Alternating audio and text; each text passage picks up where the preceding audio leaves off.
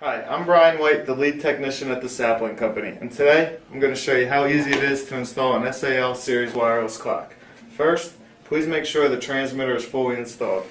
Once you remove the clock from the box, please be sure to remove the pin and the battery cover. Insert two D batteries and place the cover back on. Please note that when the clock receives the time, it'll show you the signal strength between 1 and 10, 1 being the best, 10 being the weakest. Once the clock receives the time, it'll show you the signal strength. Wait there for about 10 seconds and then go to the correct time.